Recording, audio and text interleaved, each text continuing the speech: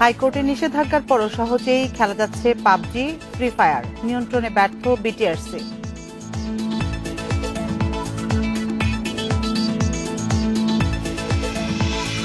কুমিল্লার পদুয়ার বাজার ক্রসিংয়ে train truck সংঘর্ষ, চট্টগ্রামের সাথে ঢাকা সিলেটের যোগাযোগ বন্ধ।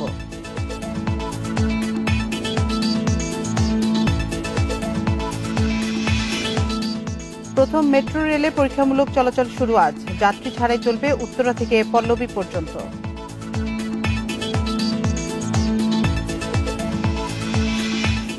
এক সপ্তাহে উত্তর মধ্যাঞ্চলে বন্যার অবনতির সতর্কতা, নতুন করে প্লাবিত হতে পারে 5 জেলা।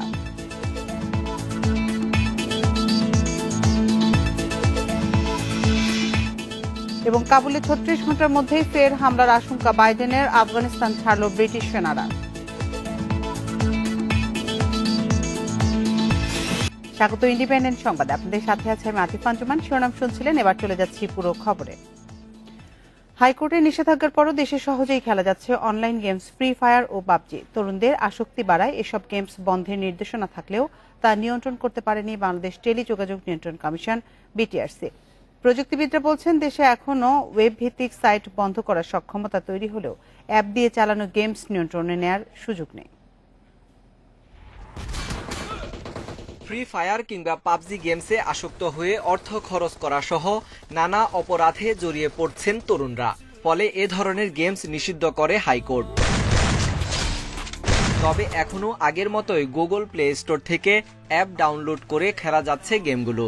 এতে কোনো ধরনের প্রক্সি সাইটও ব্যবহার করতে হচ্ছে না। আমরা নর্মালি ভাবে আগে যেরকম ভাবে গেমে ঢুকতাম, এখন সেইভাবেই গেমে ঢুকতে পারি। এখনো বন্ধ হয়নি দেখেই খেলতেছি, বন্ধ হয়ে গেলে আর খেলবো না। বন্ধ করে দেওয়া হলে একেবারে এটা কোনো আমার জন্য কোনো প্রবলেম না, কিছু কিছু লোকের জন্য হয়তো প্রবলেম হইতে পারে।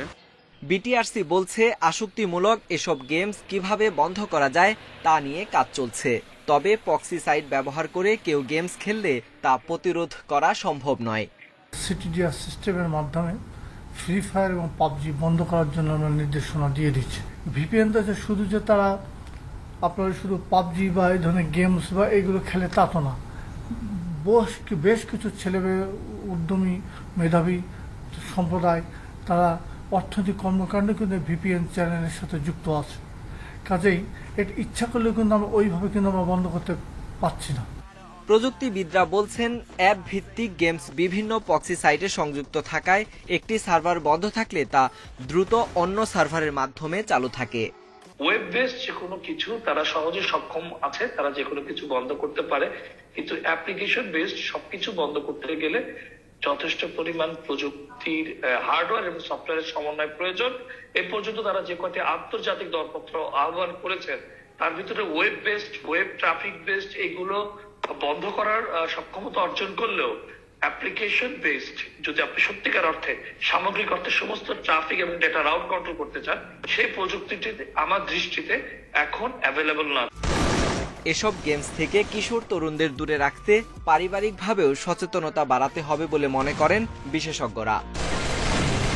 Sohel Rana, independent news, Dhaka.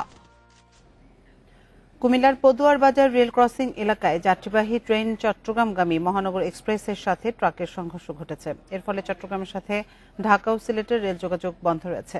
শনিবার রাত 2টার দিকে চট্টগ্রাম মহাসড়কের পদুয়ার বাজার বিশ্ব রোড রেল ওভারপাসের নিচে এই দুর্ঘটনা ঘটে। কুমিল্লা রেলওয়ে পুলিশ ফাঁড়ির ইনচার্জ জানান, মহানগর এক্সপ্রেস ট্রেনটি ঢাকা থেকে চট্টগ্রাম যাচ্ছিল। বিশ্ব রোড রেল ওভারপাসের নিচে পৌঁছালে মিনি পিকআপ ভ্যানের সাথে সংঘর্ষ হয়। এতে ট্রেনের একটি বগি লাইনচ্যুত হয়। খবর পেয়ে লাকসাম জংশন লোকোশেড থেকে রিলিফ ট্রেন ঘটনাস্থলে গিয়ে উদ্ধার কাজ শুরু করে। দুর্ঘটনার কারণে ঢাকা, সিলেট ও ময়মনসিংহ থেকে ছেড়ে যাওয়া চট্টগ্রামগামী বেশ কয়েকটি ট্রেন বিভিন্ন স্টেশনে আটকা পড়েছে। এ নিয়ে আরো জানাতে কুমিল্লা থেকে আমাদের সাথে যোগ দিচ্ছেন সহকর্মী তানভীর খন্দকার। তানভীর, লাইনচ্যুত ট্রেনের উদ্ধার অভিযান কোন পর্যায়ে আছে, আর ট্রেন যোগাযোগ স্বাভাবিক হতে কত সময় লাগতে পারে? যে দুর্ঘটনাটি কুমিল্লার পদুয়ার বাজার রেল ক্রসিং এ হয়েছে সেটি কিন্তু রাত 2টায় হয়েছে। প্রায় 5 ঘন্টার মতো কিন্তু চট্টগ্রামের সাথে সারা দেশের রেল যোগাযোগ বন্ধ আছে। আর আমরা কিছুক্ষণ আগে দেখেছি যে লাকসাম থেকে যে উদ্ধারকারী ট্রেনটি এসেছিল সেই ট্রেনটি কিন্তু এখনো পর্যন্ত এখানে দাঁড়িয়ে আছে, কিন্তু উদ্ধার কাজ চালানোর মতো সেটি সক্ষমতা নেই বলে আখাউড়া থেকে আরেকটি উদ্ধারকারী ট্রেন নিয়ে আসা হয়েছে। আমি যদি আপনাদেরকে একটু দেখানোর চেষ্টা করি যে পেছনে রেল লাইনের উপরে যে ট্রেনটি রয়েছে, এই বগিটি রয়েছে, এই বগিটি মূলত এই পেছনে তার পেছনেই থাকা যে পিকআপটি সেই পিকআপটি এসে ধাক্কা দেবে বলে আমাদেরকে প্রত্যক্ষদর্শী এবং রেলওয়ের যেসব কর্মকর্তারা আছেন তারা বলেছেন। কিন্তু আসলে ট্রেনটি ট্রাকটিকে ধাক্কা দিয়েছে নাকি ট্রাকটি ট্রেনটিকে ধাক্কা দিয়েছে এই নিয়ে কিন্তু এখনো পর্যন্ত ধোঁয়াশা রয়ে গেছে। রেল কর্মকর্তারা বলছেন আসলে এই তদন্ত করে নির্ধারণ করা হবে যে এখন এই দুর্ঘটনার মূলত কারণ কি। আর আমরা প্রত্যক্ষদর্শীদের কাছ থেকে আরো যেটি জানতে পেরেছি যে যেই বগিগুলো আসলে ক্ষতিগ্রস্ত হয়েছিল সেই প্রত্যেকটি বগিতে আসলে অনেক যাত্রী ছিলেন, তারা আসলে কেউই গুরুতর হতাহত হননি, কিন্তু যারা সামান্য আহত হয়েছেন তাদেরকে রেল পুলিশ সহায়তা করেছেন, স্থানীয়রা সহায়তা করেছেন এবং তাদেরকে চিকিৎসা প্রদান করা হয়েছে এবং স্থানীয় যেসব কাছাকাছি বাস স্ট্যান্ড আছে তাদেরকে সেইখান থেকে বাসে তুলে দিয়ে তাদেরকে গন্তব্যে নিয়ে যাওয়ার প্রচেষ্টা চলেছে। আর উদ্ধারকারী দলের যে প্রধান যে ঊর্ধ্বতন সহকারী প্রকৌশলী জাকির হোসেন, তার সাথে আমরা কিছুক্ষণ আগে কথা বলেছি। তিনি আসলে বলতে পারছেন না যে কতক্ষণ নাগাদ এই উদ্ধার সম্পন্ন হবে, কিন্তু তিনি বলেছেন যত তাড়াতাড়ি সম্ভব আসলে এই উদ্ধার কাজ তারা শেষ করবেন। আমরা এ পর্যন্ত দেখেছি যে এখন পর্যন্ত এখানে শুধুমাত্র একটি বগি রয়ে গেছে রেল লাইনের উপরে, আর দুর্ঘটনা কবলিত ট্রেনের প্রত্যেকটি বগি কিন্তু সরিয়ে নেওয়া হয়েছে। এখন আখাউড়া থেকে যত তাড়াতাড়ি এই উদ্ধারকারী ট্রেন আসবে এবং এই বগিটিকে সরিয়ে নিবে তত তাড়াতাড়ি আসলে চট্টগ্রামের সাথে সারা দেশের রেল যোগাযোগ সচল হবে। আর একটি বিষয় যেটি প্রত্যক্ষদর্শীরা আসলে জানিয়েছে যে সবজির ট্রাকটি সেটি আসলে রেল ক্রসিং এর যে গেট আছে সেই গেটটি আসলে অতিক্রম করেছিল কিনা সেটি কিন্তু এখনো কেউ স্বচ্ছভাবে বলতে পারছে না। তবে পুলিশ এবং রেলওয়ে কর্মকর্তাদের মতে তারা বলছে যে যেই পিকআপটি সবজি ভাই ছিল সেই পিকআপটি রেলওয়ে ক্রসিং অতিক্রম করে রেল লাইনের উপর উঠে চলে এসেছিল এবং যে কারণে কিন্তু এই ঢাকা থেকে চট্টগ্রামমুখী যে ট্রেনটি মহানগর এক্সপ্রেস সেটি তাকে ধাক্কা দেয় এবং এই রেলের বগির সাথে আটকে গিয়ে রেলের অন্তত 3টি বগি ক্ষতিগ্রস্ত হয় এবং একটি বগি এক পাশে হেলে পড়ে, যে কারণে কিন্তু এই দুর্ঘটনা হয়েছে। আর যেহেতু এটি একটি বগিগুলো প্রত্যেকটি এসি বগি, সেখানে কিন্তু ভেতর থেকে কেউ হতাহত, বাইরে থেকে কেউ আসলে তেমন গুরুতর আহত হননি। শুধুমাত্র ভেতরে যারা ছিলেন তারা সামান্য আহত হয়েছেন, তাদেরকে কিন্তু তৎক্ষণাৎ ভাবেই বগির গেট দিয়ে তাদেরকে বের করে আনা হয়েছে। এখন দেখা যাক কতক্ষণ নাগাদ আখাউড়া থেকে উদ্ধারকারী ট্রেন ফিরে আসে এবং বগিটি উদ্ধার করে, তাহলেই চট্টগ্রামের সাথে ঢাকার যে রেল যোগাযোগ সেটি আসলে চালু হবে। কুমিল্লা থেকে ট্রেন দুর্ঘটনার সবশেষ তথ্য জানাচ্ছিলেন সহকর্মী তানভীর খন্দকার। দেশের প্রথম মেট্রো রেলে পরীক্ষামূলক চলাচল শুরু হচ্ছে আজ। পরীক্ষামূলক এ চলাচলে কোনো যাত্রী পরিবহন করা হবে না। উত্তরা থেকে মিরপুর পল্লবী স্টেশন পর্যন্ত উড়াল রেলপথে ট্রেন পরিচালনা করা হবে।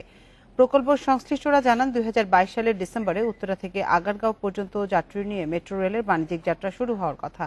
পূর্ব প্রস্তুতি হিসেবে শুক্রবার সকাল 6টা থেকে 4 ঘণ্টা এর গতিবিধি পর্যবেক্ষণ করেন তারা। সকাল 6টা থেকে 10টা পর্যন্ত উত্তরা দিয়াবাড়ি থেকে মিরপুরের পল্লবী স্টেশন পর্যন্ত যাতায়াত করেছে এই ট্রেন, আর এতে কোনো সমস্যা দেখা দেয়নি।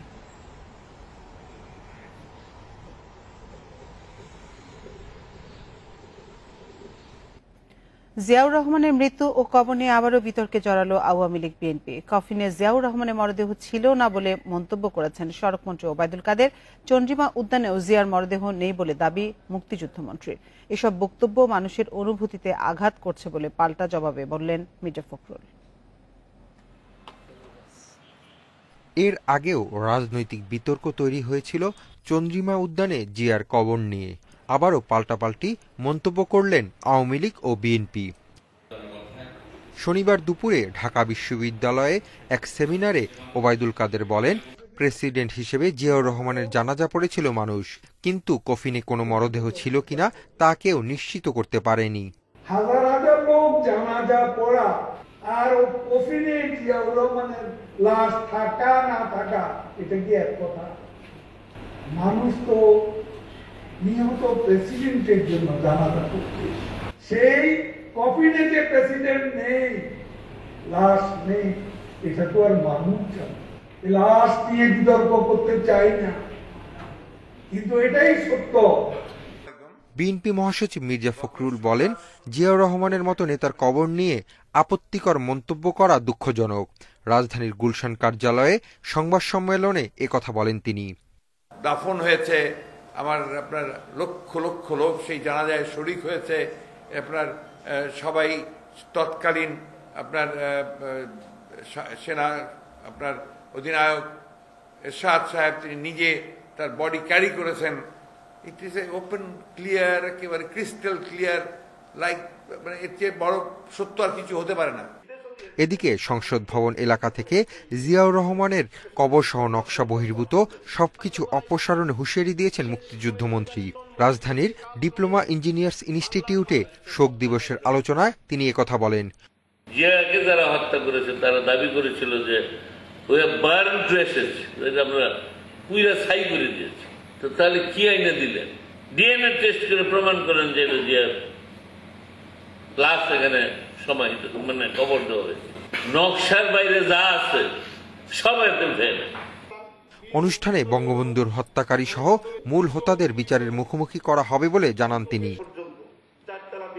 Hasib Mahmud Shah, independent news, Dhaka.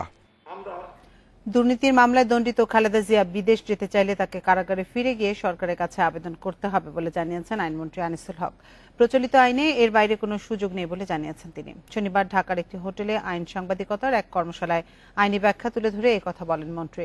দুর্নীতির মামলায় দণ্ড নিয়ে 3 বছর আগে কারাগারে যাওয়ার পর গত বছর করোনার প্রাদুর্ভাবের কারণে পরিবারের আবেদনের দণ্ড স্থগিত করা হয় খালেদা জিয়ার। আইনমন্ত্রী বলেন, 401 ধারায় সরকারের ক্ষমতার কথা বলা আছে। এই ধারা সংস্কারের ক্ষমতা প্রধানমন্ত্রী দপ্তরের। স্বরাষ্ট্র মন্ত্রণালয়ও এটা ব্যবহার করে থাকে। সেক্ষেত্রে অবশ্যই প্রধানমন্ত্রীর কাছ থেকে অনুমতি নিতে হয়, আর মতামত নিতে হয় আইন মন্ত্রণালয়ের। আবার অ্যাপ্লিকেশন করতে হলে এই অ্যাপ্লিকেশন বাতিল করে ওনাকে জেলখানায় গিয়ে আবার অ্যাপ্লিকেশন করতে হবে। তো দ্যাট হ্যাজ নট বিন ডান। ওনাকে বিদেশ যাওয়ার ক্ষমতা 401-এ কিন্তু দেওয়া যেতে পারে, আমি অস্বীকার করবো না, বিকজ ওখানে বলা নাই বিদেশ যাওয়া ছাড়া, কিন্তু এটা বলা আছে শর্ত সাপেক্ষে। আমি যদি শর্ত দিয়ে দেই বিদেশ যেতে পারবে না, এবং সেটা যদি মানা হয় তাহলে বিদেশ যেতে পারবে না। কিন্তু 401 subsection 1 subsection 2 subsection 3 subsection 4 subsection 5 এবং subsection 6 does not allow me to reconsider the same application. নৌকাডুবিতে 22 জনের মৃত্যুর ঘটনায় থানায় হত্যা মামলা করেছেন এক নিহতের স্বজন। তাতে 7 জনের নাম সহ অজ্ঞাতদের আসামি করা হয়েছে। গ্রেপ্তার হয়েছেন নৌকায় ধাক্কা দেয়া ট্রলারের চালক সহ 5 জন। কাজ শুরু করেছে তদন্ত কমিটি। শুক্রবার চম্পকনগর ঘাট থেকে শতাধিক যাত্রী নিয়ে আনন্দবাজার ঘাটে যাচ্ছিল নৌকাটি। বিকেল 5টার দিকে লুইস্কা বিলে বালুবাহী ট্রলারের ধাক্কায় ডুবে যায় সেটি। এরপর রাত থেকেই শুরু হয় নিখোঁজদের উদ্ধারে অভিযান। একে একে মরদেহ তুলে নিয়ে আসে ডুবুরিরা। নিহতদের বেশিরভাগই নারী ও শিশু। অতিরিক্ত যাত্রী থাকার কারণে এই মৃত্যুর সংখ্যা এত বেড়ে গেছে। আর এটাতে কোনো সেফটি মেজার ছিল না। লাইফ যে নৌকাতে চলাফেরা করলে যদি আপনার সেফটি গার্ড থাকে, লাইফ জ্যাকেট থাকতে হয়, এই ধরনের কোনো সেফটি মেজার ছিল না। এদিকে নৌ দুর্ঘটনা নিয়ে কাজ করা সংগঠনগুলো বলছে, কোনো নিয়ম নীতি ছাড়াই এখানে নৌকা চলে। প্রশাসন কোনোভাবেই এই দুর্ঘটনার দায় এড়াতে পারে না। এখানে যেখান থেকে নৌকাগুলো ছেড়ে আসে ব্রাহ্মণবাড়িয়া ওই ঘাটে, এখানে একটা পন্টুন দাবি করেছিল স্থানীয়রা যে এখানে একটা পন্টুন দেয়া হোক, যেখান থেকে এটির একটি মনিটরিং এর ব্যবস্থার মধ্যে আনা হোক। সেই রকমের কোনো ব্যবস্থা এখনো এখানে কর্তৃপক্ষ করেনি। এবং আমরা এখানে দেখলাম যে ডুবুরি তারা আসলেন কেবল, দুর্ঘটনা ঘটেছে কালকে। আমরা তো আসলে মানুষকে সচেতন করার কাজ করি, কিন্তু কাজটি যাদের কর্তৃপক্ষের কাজ, জেলা প্রশাসকের কাজ, এখানে নৌ পুলিশের কাজ। এ ঘটনায় এরই মধ্যে কাজ শুরু করেছে তদন্ত কমিটি। এর প্রধান জানিয়েছেন, তদন্তে পুরো ঘটনার সব দিকই খতিয়ে দেখা হবে। ইতিমধ্যে আমাদের কাছে আর কেউ ক্লেম করেনি যে আর কোনো কাউকে পাওয়া যাচ্ছে না বা খুঁজে পাওয়া যাচ্ছে না। সেক্ষেত্রে আমরা মনে করছি এখন পর্যন্ত কোনো যেহেতু কিছু পাইনি, আমাদের এই তদন্ত কার্যক্রমটি সকাল থেকে আমরা প্রত্যক্ষদর্শী যারা নিহত আহত তাদের আত্মীয় স্বজন, একজন মুড়িওয়ালা যে কালকে নৌকাটি ছাড়ার সময় ছিল, তার বক্তব্য আমরা গ্রহণ করছি। এদিকে এ ঘটনায় বিজয়নগর থানায় হত্যা মামলা করেছেন স্বজন হারানো সেলিম মিয়া। তাতে 7 জনের নাম সহ অজ্ঞাতদের আসামি করা হয়েছে। গ্রেপ্তারও হয়েছে বেশ কয়েকজন। লোকজনের বক্তব্য সাক্ষ্য নিচ্ছি। সাক্ষ্য অনুযায়ী এই পর্যালোচনা করে অনুসন্ধান রিপোর্ট আমরা 10 কার্য দিবসের মধ্যে দিব। এখানে যেটা আসে সেই হিসাবে আমরা সুপারিশমালা দিব। এখন আমরা লোকজনের সাক্ষ্য নিচ্ছি, সাক্ষ্যতে যেটা চলে আসবে যারা অপরাধী এর সাথে যদি কেউ জড়িত থাকে আইন অনুযায়ী এই ব্যবস্থা নেওয়া হবে। দুর্ঘটনায় নিহতদের পরিবার প্রতি 20,000 করে টাকা সহায়তা দিয়েছে ব্রাহ্মণবাড়িয়া জেলা প্রশাসন। নূরে আলম, ইন্ডিপেন্ডেন্ট নিউজ, ব্রাহ্মণবাড়িয়া। ব্রাহ্মণবাড়িয়ার বিজয়নগর গ্রামে চলছে শোকের মাতম। নৌকা দুর্ঘটনায় কেউ হারিয়েছেন মা, স্ত্রী বা সন্তান। নিহত হয়েছেন এই এলাকারই 17 জন। নিহতের স্বজনদের দাবি অতিরিক্ত যাত্রী নেয় ডুবেছে নৌকা। তাদের অভিযোগ তদারকির অভাবে প্রায়ই ঘটছে দুর্ঘটনা। বিজয়নগরের গেরারগাঁও গ্রামে জজ মিয়ার পরিবারে মুহূর্তে নামে অন্ধকার। নৌকা দুর্ঘটনায় তার স্ত্রী ফরিদা বেগম, 10 বছরের মেয়ে মুন্নি আক্তার ও শাশুড়ি কমলা বেগমের মৃত্যু হয়েছে। তছনছ হয়ে গেছে সাজানো সংসার। আমার জীবন তো শেষ হই, আমার জীবন তো অন্ধকার আর কি, এই মাঝির গাফিলতি বাস। স্ত্রীকে হারিয়েছেন বড়পুকুর গ্রামের সুলাইমান মুন্সি। নৌকায় ব্রাহ্মণবাড়িয়া যাচ্ছিলেন অসুস্থ আত্মীয়কে দেখতে। আমরা এটা বিচার চাই, আমরা এটা সুষ্ঠু তদন্ত চাই, বিচার চাই। এই দুর্ঘটনা থেকে বেঁচে ফিরেছেন রুবিনা আক্তার, কিন্তু স্বজন হারিয়ে প্রায় বাকরুদ্ধ তিনি। এলাকাবাসীর অভিযোগ অতিরিক্ত যাত্রী নেয়ায় এই দুর্ঘটনা। একজনের সাথে একজন লেগে রয়েছে, এত মানুষ, মা, বড় বোন, ভাগ্নি, আপন চাচি, হ্যাঁ আমাদের এক ফ্যামিলির সব নাই। নৌ দুর্ঘটনায় জড়িতদের কঠোর ব্যবস্থা নেওয়া হবে বলে হুঁশিয়ারি পুলিশের। এই ভুক্তভোগী সেলিম তিনি এজাহার দায়ের করেছেন। তার পরিপ্রেক্ষিতে 7 জনকে আসামি করে এবং অজ্ঞাতনামা কয়েকজনকে আসামি করে মামলা হয়েছে। অলরেডি আমরা 5 জনকে গ্রেপ্তার করতে সক্ষম হয়েছি, বাকি 2 জনকে গ্রেপ্তার অভিযান অব্যাহত রয়েছে। স্থানীয়দের অভিযোগ প্রতিদিনই ঝুঁকি নিয়ে চলাচল করছে মানুষ, কিন্তু ঘাটে কোনো তদারকি নেই। দুর্ঘটনার পর থেকে চম্পকনগরের ঘাট সংশ্লিষ্টরা পলাতক। স্থানীয়রা বলছেন দীর্ঘদিন ধরে এই সিন্ডিকেটের কাছে জিম্মি তারা, তাই এ ধরনের দুর্ঘটনা ঠেকাতে হলে এদের বিষয়ে নিতে হবে কঠোর ব্যবস্থা, সেই সঙ্গে প্রশাসনকে সার্বক্ষণিক নজরদারি করতে হবে। নূরে আলম, ইন্ডিপেন্ডেন্ট নিউজ, ব্রাহ্মণবাড়িয়া। 2 মাস পর করোনার দৈনিক মৃত্যু নামলো 100 নিচে। 24 ঘন্টার মৃত্যু হয়েছে 80 জনের, আর করোনা শনাক্ত হয়েছে 3436 জনের। নমুনা পরীক্ষা বিবেচনায় শনাক্তের হার দাঁড়িয়েছে 13.67%। দেশে গত 24 ঘন্টায় 80 জনের মৃত্যু হয়েছে, যা গত 9 সপ্তাহের মধ্যে সর্বনিম্ন। এর আগে গত 26 জুন 77 জনের মৃত্যু হয়। আগস্টের মধ্যভাগ থেকে কমতে শুরু করলেও দিনে 100 নিচে মৃত্যু নামলো শনিবারই প্রথম। নতুন 80 জনকে নিয়ে করোনায় মোট মৃতের সংখ্যা 25,926 জন। ঢাকা বিভাগে সবচেয়ে বেশি 34 জনের মৃত্যু হয়েছে। এরপর চট্টগ্রাম বিভাগে মারা গেছেন 21 জন। খুলনা বিভাগে 9 জনের মৃত্যু হয়েছে, বাকি 5 বিভাগে মারা গেছেন 16 জন। 25,129 নমুনা পরীক্ষায় শনাক্ত 3,436 জন। 24 ঘন্টায় নমুনা পরীক্ষা বিবেচনায় শনাক্তের হার দাঁড়িয়েছে 13.67%। বিশেষজ্ঞরা বলছেন সংক্রমণের নিম্নগতি সাময়িক। নতুন ভ্যারিয়েন্টের কারণে সংক্রমণ বাড়ার ঝুঁকি রয়েছে এখনো। যতদিন পর্যন্ত করোনা মহামারী দীর্ঘায়িত হবে, ততদিন পর্যন্ত নতুন নতুন ভ্যারিয়েন্ট তৈরি হওয়ার কিন্তু আশঙ্কা থাকবে, যেটা আগেকার ভ্যারিয়েন্টের চাইতে আরো শক্তিশালী হওয়ার আশঙ্কা থাকে। টিকা যত বেশি আমরা কভার করতে পারবো পৃথিবীর জনসংখ্যা, পৃথিবীর সেই করোনা ভাইরাসের ভ্যারিয়েন্ট একটু দুর্বল হতে থাকবে এবং একসময় সেটি অনেক দুর্বল হয়ে পড়বে, একটা দুর্বল ভাইরাসে পরিণত হবে। কাজে আমরা মনে করতে পারি না যে এই যে কমছে এটা একেবারে আমরা মুক্ত হয়ে যাচ্ছি, এটা একটা সাময়িক কমে যাওয়া। গত একদিনে সুস্থ হয়েছেন 4,861 জন। এ নিয়ে এ পর্যন্ত সেরে উঠল 14,09,231 জন। মাহমুদুন নবী, ইন্ডিপেন্ডেন্ট নিউজ।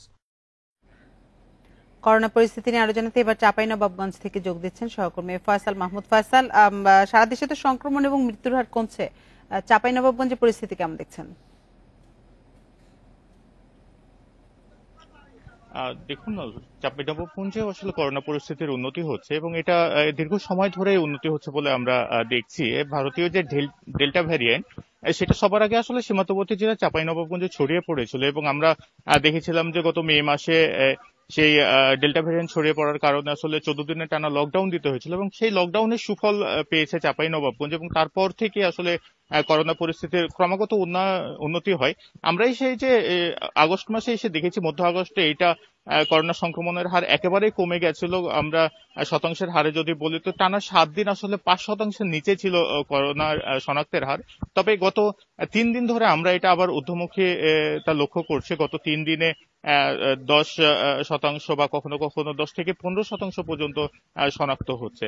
তা আপনাকে আসলে চাঁপাইনবাবগঞ্জের স্বাস্থ্য বিভাগ সিভিল সার্জনের যদি হিসেব দিই তারা যেটা বলছেন যে আসলে চাঁপাইনবাবগঞ্জে এরই মধ্যে আসলে করোনা পরিস্থিতির যে উন্নতি হয়েছে সেটা বোঝা যায় যে এখানে আসলে পরীক্ষার হারই কমে গেছে। মানুষের আসলে যে প্রাথমিক যে লক্ষণগুলো সেগুলো আর দেখা যাচ্ছে না বলে আসলে পরীক্ষাও তেমন হচ্ছে না বলে আমাদেরকে জানিয়েছেন। তবে আপনাকে আরো একটা বিষয় বলে রাখি যে চাঁপাইনবাবগঞ্জে আসলে করোনার যে টিকা নেওয়ার প্রবণতা সেই টিকা নেওয়ার প্রবণতাটা বেড়েছে, মানুষের মাঝে আগ্রহও বেড়েছে। আমরা প্রত্যেক দিনই দেখি যে চাঁপাইনবাবগঞ্জে টিকা দান কেন্দ্রে দীর্ঘ লাইন পড়ে যায় এবং দীর্ঘ লাইনে দাঁড়িয়ে মানুষ সুশৃঙ্খল ভাবে টিকা নিচ্ছে। স্বাস্থ্য বিভাগের পক্ষ থেকে যেটি জানানো হয়েছে যে এখন পর্যন্ত চাঁপাইনবাবগঞ্জে টিকা নেওয়ার জন্য নিবন্ধন করেছেন প্রায় 3,28,000 মানুষ। এদের মধ্যে 1,52,000 মানুষকে টিকা দেওয়া সম্পন্ন হয়েছে এরই মধ্যে। তবে আমরা যেটা দেখেছি যে দীর্ঘ লাইনে দাঁড়িয়ে আসলে মানুষকে টিকা নিতে হচ্ছে, কারণ চাঁপাইনবাবগঞ্জে মাত্র একটি কেন্দ্রেই আসলে টিকা দেওয়া হচ্ছে। যদিও নিবন্ধনের সময় অর্থাৎ ওয়েবসাইটে নিবন্ধনের সময় সেখানে 2টি কেন্দ্রের কথা বলা হলেও আসলে শুধুমাত্র চাঁপাইনবাবগঞ্জ সদর হাসপাতাল যে কেন্দ্র সেই কেন্দ্রটিতেই টিকা দেওয়া হচ্ছে। আমরা আসলে 2টি কেন্দ্র নিয়ে আসলে চাঁপাইনবাবগঞ্জের যে সিভিল সার্জন তার সঙ্গে কথা বলেছিলাম। তিনি যেটা বলছেন যে চাঁপাইনবাবগঞ্জ সদর হাসপাতাল এবং পুলিশ হাসপাতালে টিকা দেওয়ার পরিকল্পনা ছিল স্বাস্থ্য বিভাগের, কিন্তু পুলিশ হাসপাতালে জনবল সংকটের কারণে আসলে সেখানে টিকা দেওয়া সম্ভব হচ্ছে না বলে আমাদেরকে জানিয়েছেন। যেটা আপনাকে যে বিষয়টি বলে রাখি যে প্রথম দফায় যে অ্যাস্ট্রাজেনেকার টিকা পাওয়া গেছিল চাঁপাইনবাবগঞ্জে সেই টিকা 50,000 ডোজ আসলে দেওয়া হয়েছিল, প্রথম ডোজ দেওয়া হয়েছিল এবং তারপরে দ্বিতীয় ডোজ হিসেবে প্রায় 47,000 মানুষকে সেই অ্যাস্ট্রাজেনেকা টিকা দেওয়া হয়েছে। এখন সিনোফার্মার টিকা দেওয়া হচ্ছে এবং প্রথম সিনোফার্মার টিকা প্রায় 1,02,000 মানুষকে দেওয়া হয়েছে বলে স্বাস্থ্য বিভাগের পক্ষ থেকে জানিয়েছেন। আমি আজকে সকালেও চাঁপাইনবাবগঞ্জের সিভিল সার্জন জাহিদ নজরুল চৌধুরীর সঙ্গে কথা বলেছি। তিনি যেটা বলছেন যে প্রতিদিন প্রায় 2,500 মানুষকে টিকা দেওয়া হচ্ছে চাঁপাইনবাবগঞ্জে এবং এই টিকা ফয়সাল আপনি তথ্য সংগ্রহ করতে থাকুন, পরবর্তীতে আমরা আবার আপনার সাথে যোগাযোগ করব। চাঁপাইনবাবগঞ্জ থেকে করোনা পরিস্থিতির সবশেষ তথ্য জানাচ্ছিলেন সহকর্মী ফয়সাল মাহমুদ। এক সপ্তাহের মধ্যে উত্তর মধ্যাঞ্চলে বন্যার অবনতি হতে পারে বলে সতর্ক করেছে পূর্বাভাস ও সতর্কীকরণ কেন্দ্র। নতুন করে প্লাবিত হতে পারে টাঙ্গাইল, সিরাজগঞ্জ, মুন্সিগঞ্জ, মাদারীপুর ও চাঁদপুর সহ কিছু এলাকা। পরিস্থিতির উন্নতি হতে পারে সেপ্টেম্বরের দ্বিতীয় সপ্তাহ থেকে। বৃষ্টি ও উজানের ঢলে কুড়িগ্রাম, লালমনিরহাট সহ পানির নিচে নানা এলাকা। বিপদসীমার উপরে তিস্তা, যমুনা, ধরলা। পানি বাড়ছে আরও কিছু নদ নদীর। 2-1 দিনে 9 জেলায় বন্যা পরিস্থিতির অবনতি হতে পারে বলে সতর্ক করছে পূর্বাভাস কেন্দ্র।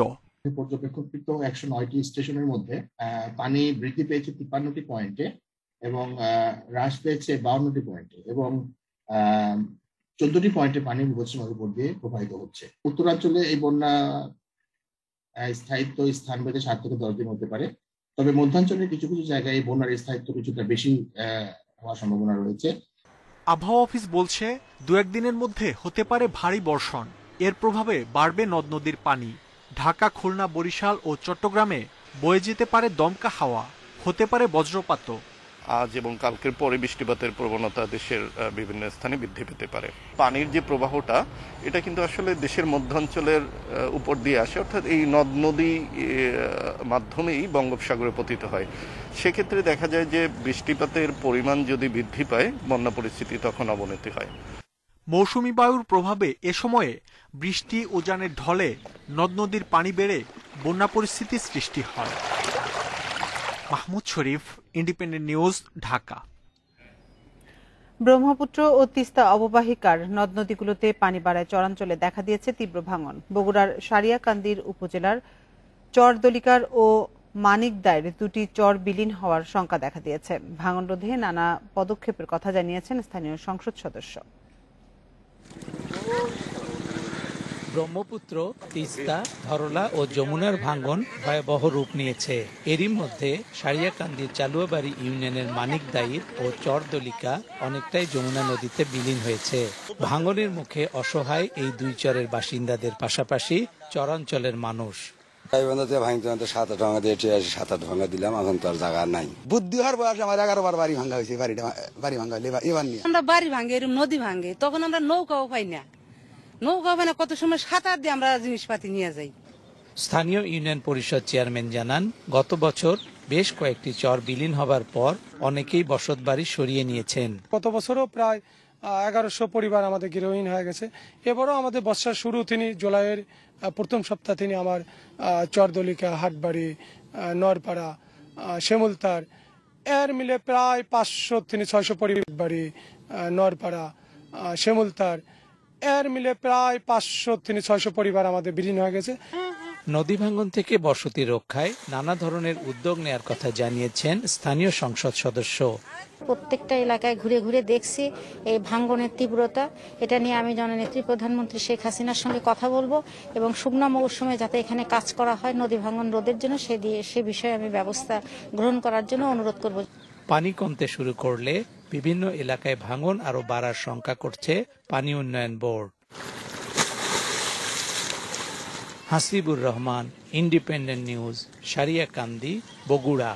আগামী 3 সেপ্টেম্বর থেকে ভারত বাংলাদেশের বিমান চলাচল শুরু হচ্ছে। শনিবার ভারতের বেসামরিক বিমান পরিবহন মন্ত্রণালয়ের এক বিজ্ঞপ্তিতে এ তথ্য জানানো হয়েছে।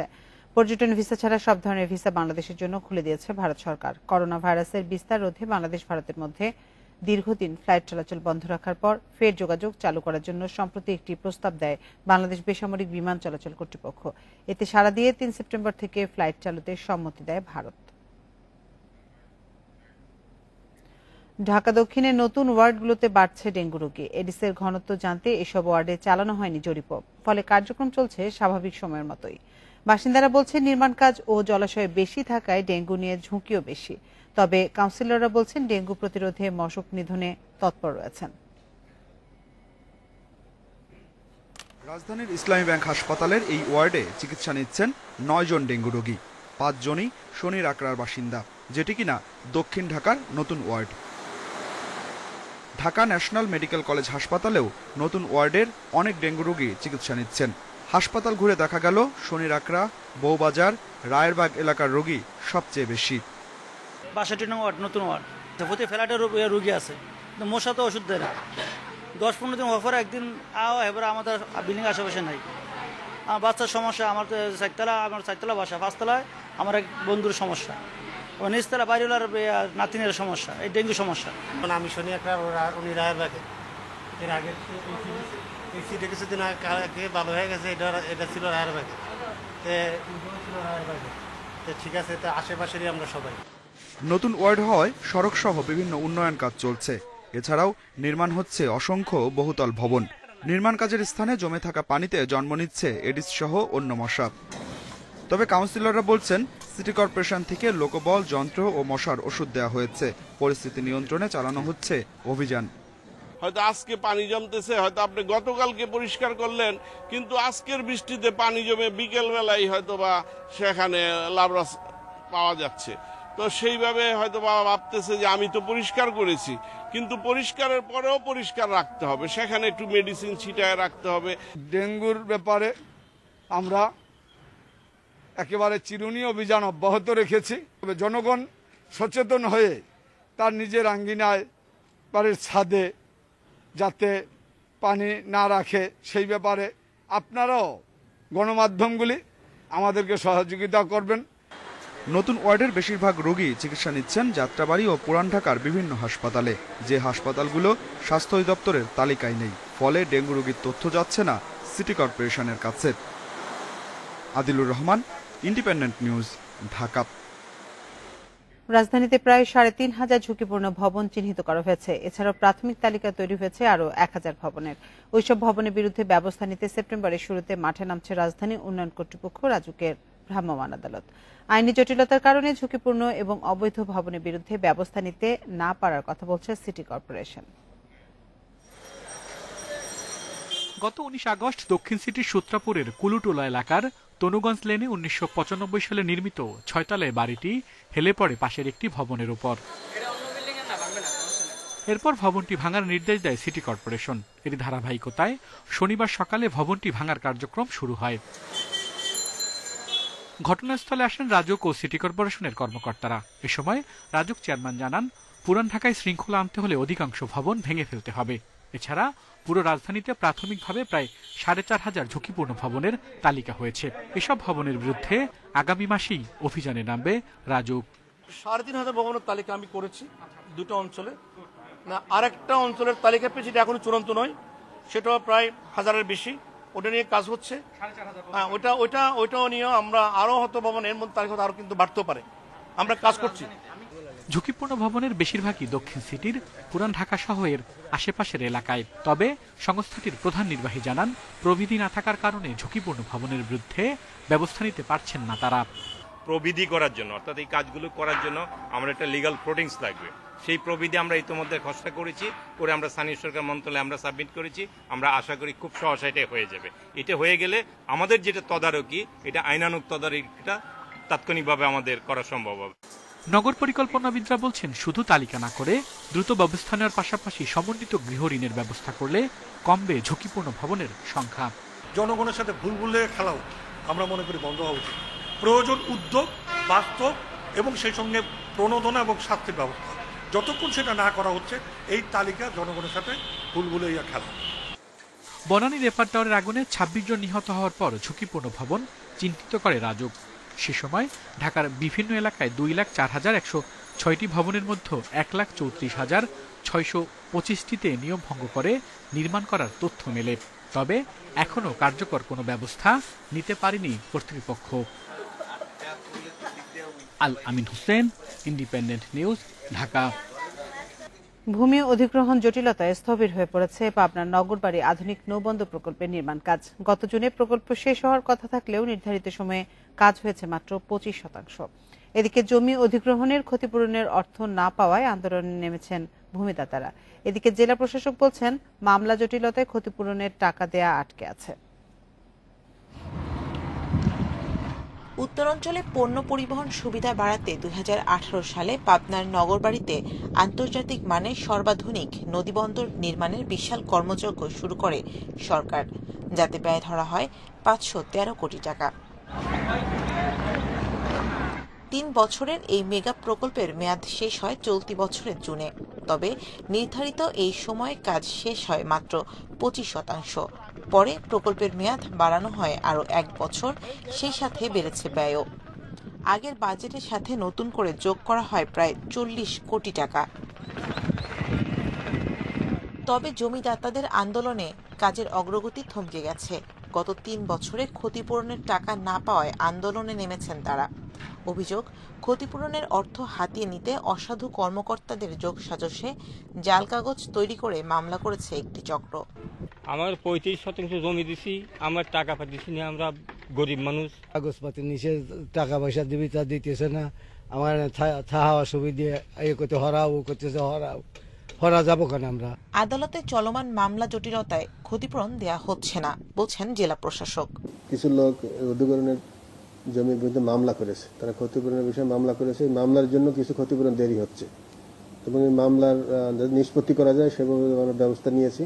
ভূমি জটিলতা নিরসন করে প্রকৃত মালিকদেরকে ক্ষতিপূরণ দেওয়া হবে বলে আশ্বাস দিয়েছেন নৌ পরিবহন প্রতিমন্ত্রী। পেপারস যাদের আছে সেই জমির মূল্য পাবে।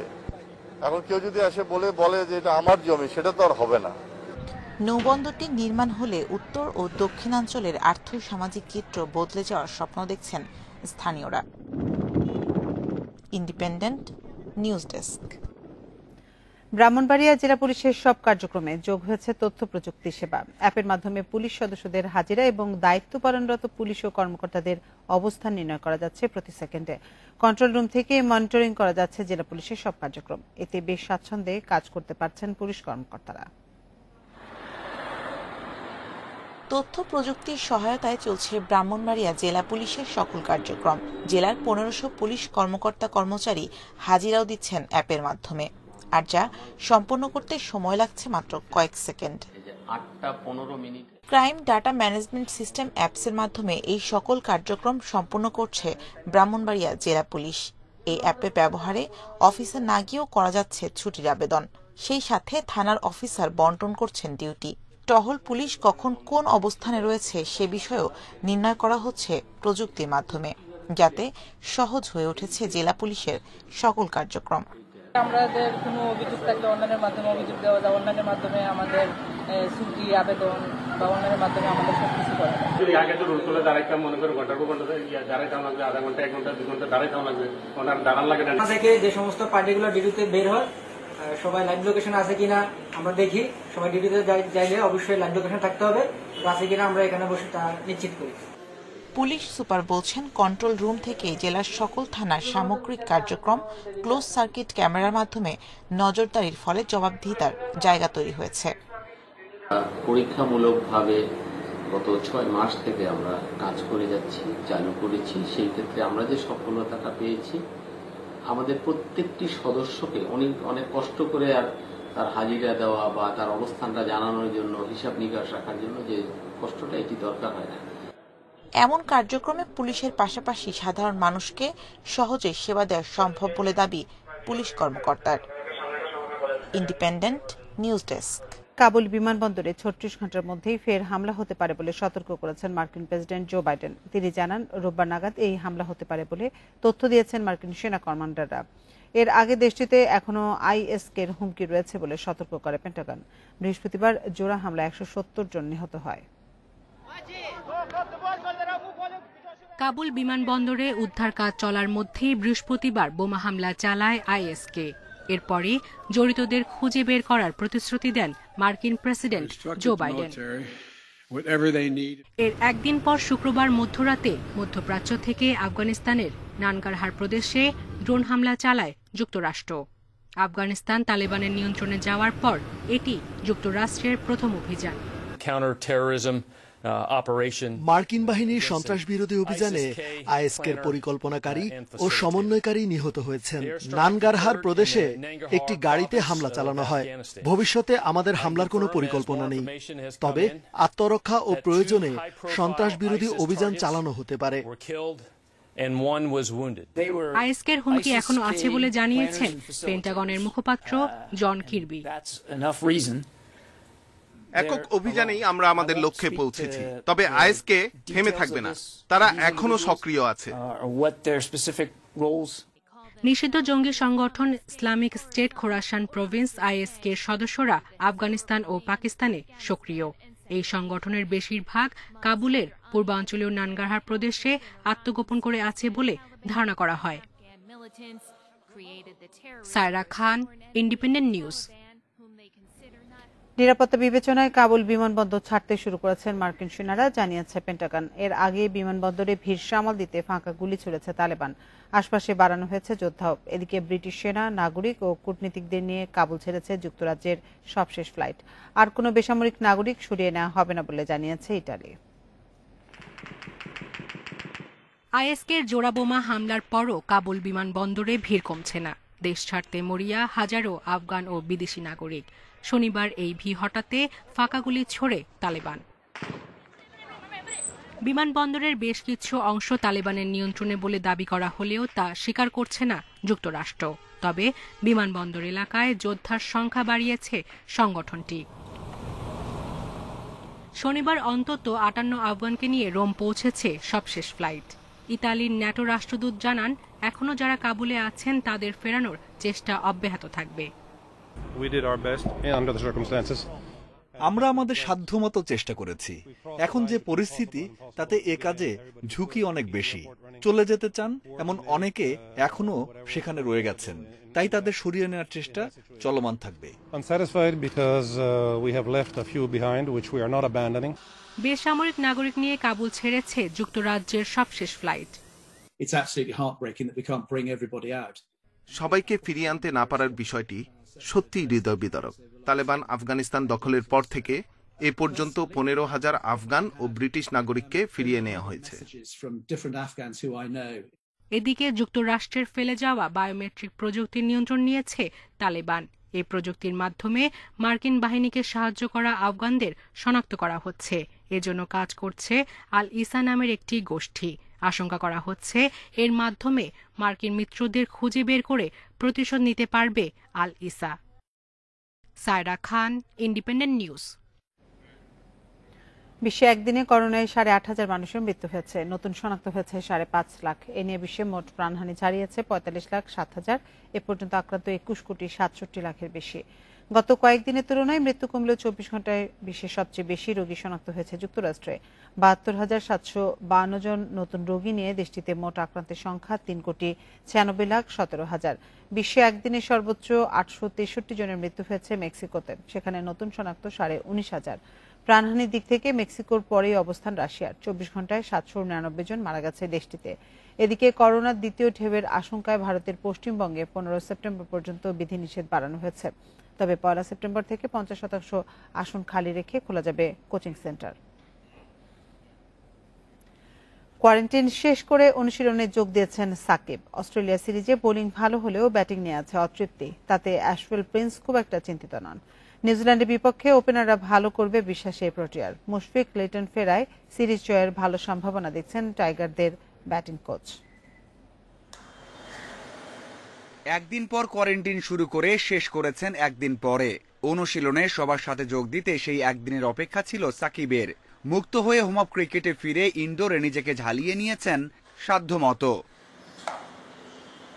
হাতে সময় বেশি নেই, রণকৌশল সাজিয়ে ফেলেছেন ডমিঙ্গো, যা মাঠে বাস্তবায়ন করতে হবে লিটন সৌম্যদের। কার কি করণীয় প্রতিদিনের রুটিনে মনে করিয়ে দিচ্ছেন টাইগার হেড কোচ। সেই তালিকায় কাজের ভার বেশি ওপেনারদের, যাদের নিয়ে ভুগতে হয়েছে। লিটন ফিরেছেন, ব্যাটিং কোচের প্রত্যাশাও বেড়েছে। ওপেনিং নিয়ে চিন্তিত নই আমি। উইকেট কন্ডিশন সম্পর্কে ওদের ধারণা থাকতে হবে আরো। ওপেনিং এ যে প্রতিদ্বন্দ্বিতা চলছে, এটা দলের জন্য ভালো।